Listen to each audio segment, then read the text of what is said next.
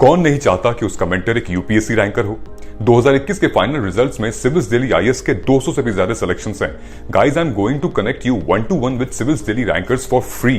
There is a link in the description, fill it and schedule a session. These ranker will prepare a timetable and a personalized plan for you. ये toppers आपको exactly वही बताएंगे कि कौन सी book follow करनी है, कौन सा चैप्टर पढ़ना है. They will guide you in answer writing, mocks and accessing them. Don't miss this golden opportunity to get mentored by a ranker.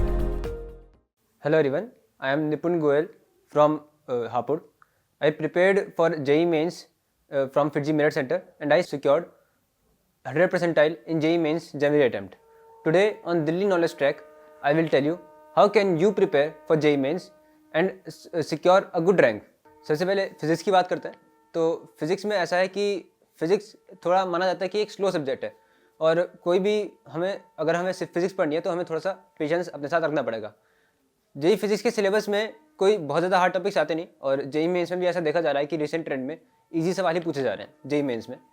Particularly जैसे बात करें कुछ हाई वेटेज चैप्टर्स की, जैसे मैकेनिक्स का सबसे ज़्यादा हाई वेटेज रहता है और 12th का देखें तो इलेक्ट्रोडायनेमिक्स और मॉडर्न फिजिक्स और सेमीकंडक्टर्स, इन सब का हाई वेटेज ज़्यादा रहता है। 11th-12th दोनों इक्वल परसेंटेज में पूछे जाएंगे, मगर कभी कभी 12th का परसेंटेज थोड़ा सा ज़्यादा रहता है।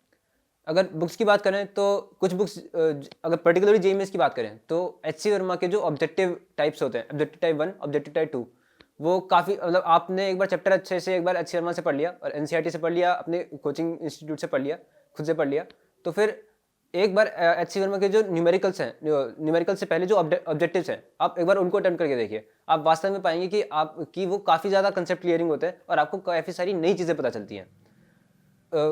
उसके बाद एच सी वर्मा में न्यूमेरिकल्स आते हैं। न्यूमेरिकल्स में जनरली शुरू के इजी से स्टार्ट होते हैं और धीरे धीरे उनका स्टैंडर्ड बढ़ता जाता है। जो लास्ट के कुछ 5 से 10 क्वेश्चन होते हैं वो थोड़े से जेई एडवांस लेवल पे चले जाते हैं। आप चाहे तो उनको स्किप कर सकते हैं, मगर H C Verma as a book मैं सजेस्ट करूँगा कि आपको बिल्कुल करनी चाहिए। डीसी पांडे, अगर आपके पास टाइम है तो आप डीसी पांडे को भी ट्राई कर सकते हैं। उनके ऑब्जेक्टिव पेपर्स जो होते हैं, ऑब्जेक्टिव क्वेश्चंस, वो भी काफ़ी अच्छे माने जाते हैं फॉर जेई मेन प्रिपरेशन। और बात करें कि मॉक टेस्ट में, तो मॉक टेस्ट में भी जेई मेंस के मॉक टेस्ट में फिजिक्स एक अच्छी लेवल की ज़्यादा पूछी नहीं जाती, नॉर्मल ही होती है, ईजी ही होती है। और अगर आपकी तैयारी अच्छी है, और इस बात का थोड़ा ध्यान दें कि फिजिक्स में सिली मिस्टेक्स भी कई बार ज़्यादा हो जाती हैं, जिस वजह से फिजिक्स में मार्क्स कटने के चांसेस ज़्यादा रहते हैं, तो उसका आप ध्यान रखें। और क्योंकि इस बार भी अच्छे मार्क्स पे, इवन 85 to 90 मार्क्स पे भी फिजिक्स में परसेंटाइल अच्छी नहीं बन पा रही। इसका मतलब यही है कि फिजिक्स बच्चों की अच्छी प्रिपेयर है और अगर आप फिजिक्स में ध्यान देकर अगर सिली मिस्टेक्स ना करें तो फिर आपकी फिजिक्स में 99 परसेंटाइल से ज़्यादा बहुत आराम से आ सकती है। और 100 मार्क्स लाना भी बहुत मुश्किल काम नहीं है फिजिक्स में पर्टिकुलरली। अब बात करते हैं थोड़ी केमिस्ट्री की। केमिस्ट्री, मैं अपनी पर्सनली बात करूँ तो मेरा थोड़ा वीक सब्जेक्ट रहा, जिसमें मुझे FIITJEE एज इंस्टीट्यूट काफ़ी हेल्प मिली, क्योंकि FIITJEE में जो हमारे केमिस्ट्री के टीचर्स हैं, फैकल्टीज़ हैं, उन्होंने काफ़ी सपोर्ट किया और वहाँ के टेस्ट और जितने भी मटेरियल है उसमें काफ़ी हेल्प मिली। अगर जैसे सबसे पहले बात करते हैं इनऑर्गेनिक केमिस्ट्री की। इनऑर्गेनिक केमिस्ट्री में जेई मेंस के लिए आपको एनसीईआरटी से बाहर जाने की ज़रूरत ही नहीं है। बिल्कुल एनसीईआरटी से एक क्वेश्चन, आप कोई से भी पुराना जेई मेंस का पेपर उठा के देख लीजिए। अगर 20 जो क्वेश्चन आते हैं ऑब्जेक्टिव टाइप, उसमें से लगभग 50% इनऑर्गेनिक रहते हैं, 50% ऑर्गेनिक रहते हैं और बाकी बचे जो 10 न्यूमेरिकल्स हैं जो सेक्शन बी में आते हैं, वो सभी मोस्ट ऑफ द टाइम्स वो सभी फिजिकल केमिस्ट्री से ही होते हैं, जिसमें कैलकुलेशन आपको थोड़ी सी ज़्यादा करनी पड़ती है। इनऑर्गेनिक केमिस्ट्री में अगर 10 सवाल आ रहे हैं तो 10 में से 8-9 आपको डायरेक्टली एनसीईआरटी की लाइन से उठाए हुए मिल जाएंगे। बाकी एक या दो या कई बार उससे थोड़ा बहुत ज़्यादा भी हो जाता है अगर हार्ड शिफ्ट है तो, लेकिन जनरली मुश्किल से 1 या 2 ऐसे सवाल होते हैं जो थोड़े से लीक से हट कर आ जाते हैं। उसमें भी अगर आप थोड़ा सा दिमाग लगाएं तो बहुत आसानी से किए जा सकते हैं। मैं पर्टिकुलरली बात कर रहा हूँ कि एनसीईआरटी आपको रेफर करनी है जो ब्लॉक्स हैं और जो बिल्कुल याद करने वाले चैप्टर्स हैं उनके लिए। जो इनऑर्गेनिक में भी जैसे कोऑर्डिनेशन कंपाउंड्स है, इसमें आप अच्छी प्रैक्टिस कर सकते हैं अलग अलग तरह की बुक्स से। बुक्स का मैं थोड़ा सा बताऊं तो JD Lee as a reference आप थोड़ा सा यूज़ कर सकते हैं, बट बहुत ज़्यादा नहीं, क्योंकि उसमें आपका टाइम ज़्यादा कंज्यूम हो जाएगा। लेकिन जेडी ली को थोड़ा बहुत आप पढ़ सकते हैं for inorganic chemistry. And for physical chemistry की बात करें थोड़ी बहुत, तो फिजिकल केमिस्ट्री में क्वेश्चंस आसान से ही होते हैं, लेकिन बस ये प्रॉब्लम होती है कई बच्चों को ऐसी प्रॉब्लम होती है कि फिजिकल केमिस्ट्री में जो न्यूमेरिकल कैलकुलेशन है वो अंडर टाइम या फिर उसमें कई बार सिली एरर्स हो जाती हैं। तो उसके लिए मैं आपको रिकमेंड करूँगा कि जो जेई में इसके 10 न्यूमेरिकल क्वेश्चंस होते हैं, आप जब भी प्रैक्टिस कर रहे हैं, जैसे मैं करता था, मैं FIITJEE का मटेरियल करता था तो उसमें एक आप बात ज़रूर ध्यान रखें कि कैलकुलेटर कभी भी अपने साथ ना रखें। कैलकुलेटर आप अपने साथ रखेंगे तो फिर आपको कैलकुलेटर पे डिपेंडेंसी जैसे जैसे बढ़ती जाएगी, आपकी कैलकुलेशन स्पीड और कैलकुलेशन एक्यूरेसी कम हो जाएगी। आपको इस बात का खास ध्यान रखना है कि जब भी फिजिक्स में भी, केमिस्ट्री में भी और मैथ्स में भी जब भी आप कोई क्वेश्चन सॉल्व करें तो कैलकुलेटर का यूज़ बिल्कुल ना करें। और जब आपको लग रहा हो कि कोई क्वेश्चन मुझसे बिल्कुल नहीं हो रहा, तो आप अपने टीचर से कंसल्ट करें, क्योंकि वो टीचर्स आपकी हमेशा हेल्प करेंगे। और टीचर से आप डायरेक्टली सोल्यूशन ना मांगे, आप टीचर से कहें कि मुझे थोड़ा सा हिंट चाहिए या मुझे थोड़ा सा स्टार्ट करने का तरीका चाहिए, मैं किस तरह से इस क्वेश्चन को देखूं, किस तरह से अप्रोच करूं, जिससे आप एक बार खुद से स्टार्ट करें और आप खुद से एक बार क्वेश्चन करेंगे तो वो आपको बिल्कुल याद रहेगा तरीका। लेकिन अगर आप उस क्वेश्चन का सॉल्यूशन बिना ट्राई करे देख लेंगे तो आप देखेंगे बहुत जल्दी आप उस क्वेश्चन को भूल जाएंगे कि किस तरह से उसको किया जा सकता था। ऑर्गेनिक केमिस्ट्री की बात करें, ऑर्गेनिक केमिस्ट्री में भी जेईई मेंस में most of the times NCERT से डायरेक्टली उठा के सवाल पूछे जाते हैं। ऑर्गेनिक केमिस्ट्री में अगर आपको कोई बुक प्रैक्टिस करनी है तो आप एमएस चौहान कर सकते हैं फॉर जेईई मेंस, और एडवांस के लिए भी कर सकते हैं, लेकिन पर्टिकुलरली मैं अभी जेईई मेंस की बात करता हूँ। तो और कोई रेफरेंस बुक सिर्फ एनसीईआरटी ही आप प्रेफर करें। कुछ लोग कहते हैं कि क्लेडन अच्छी बुक है, लेकिन वो एडवांस के लिए ही है, उसको आप बिल्कुल भी प्रेफर ना करें for JEE mains. Organic chemistry में एमएस चौहान एक अच्छी किताब है अगर आपको प्रैक्टिस करनी है तो, और एनसीईआरटी बिल्कुल थोरोली रीड आपको करनी होगी, क्योंकि केमिस्ट्री में मोस्ट ऑफ द टाइम्स अधिकतर क्वेश्चन, जैसे अगर 25 क्वेश्चन है, आपको 25 क्वेश्चन करने होते हैं, 30 क्वेश्चन आते हैं, तो उसमें से 18 क्वेश्चन आपको डायरेक्टली एनसीईआरटी, बिल्कुल एनसीईआरटी की नॉलेज पे बेस्ड ही मिलेंगे। तो एनसीईआरटी आपको अच्छे से पता होनी चाहिए और बार बार आपको स्टडी होना चाहिए, जिससे चीज़ें आपके दिमाग में बैठ जाए। अब बात करते हैं मैथ्स की। मैथ्स पिछले साल ऐसा देखा गया कि जेईई मेंस 2022 में काफ़ी लेंदी और काफ़ी टफ मैथ्स आया, पर्टिकुलरली जुलाई अटेम्प्ट में, जिसकी वजह से मैथ्स में कम मार्क्स पे भी अच्छी परसेंटाइल बन रही थी। इस साल भी कुछ ऐसा ही हुआ, मैथ्स में कम मार्क्स पे एक अच्छी परसेंटाइल बच्चों को देखने को मिली।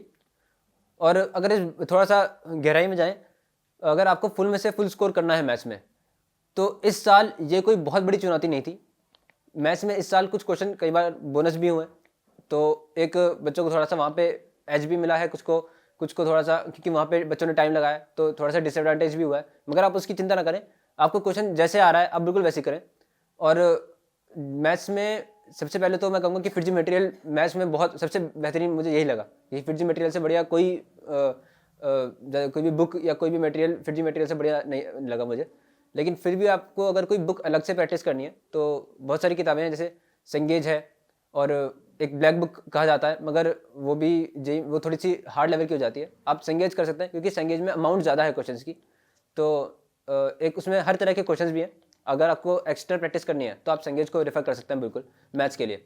मैथ्स में थोड़ा सा 11-12 का वेटेज इसमें ज़्यादा रहता है, कि 12th का वेटेज देखा गया है कि जनरली ज़्यादा रहा है, बल्कि पिछले साल से कैलकुलस एज अ टॉपिक ज़्यादा पूछा जा रहा है, जो कि पहले जेईई एडवांस का फेवरेट टॉपिक था, अब वो जेईई मेंस का भी फेवरेट टॉपिक बनता जा रहा है। और पिछले साल और इस साल भी वेक्टर 3D से ही सबसे ज़्यादा सवाल आए हैं, और मैट्रिक्स डिटर्मिनेंट्स और वेक्टर 3D का भी वेटेज इक्वल है, इन दोनों का ही 12th में सबसे ज़्यादा रहा है। 11th के टॉपिक्स थोड़े बेसिक हैं और उनको आसानी से आप कर भी सकते हैं, और उनका वो एज अ क्वेश्चन के बेस पे नहीं मगर एज अ मिक्स्ड क्वेश्चन उनके ज़्यादा पूछे जाते हैं। जैसे 11th का कुछ टॉपिक जैसे कम्प्लेक्स नंबर में कहूँ, और कोऑर्डिनेट ज्योमेट्री, जैसे कोऑर्डिनेट ज्योमेट्री के बारे में बताता हूँ थोड़ा सा। कोऑर्डिनेट ज्योमेट्री बहुत इंपॉर्टेंट टॉपिक है, उससे हर साल बहुत सारे क्वेश्चन पूछे जा रहे हैं।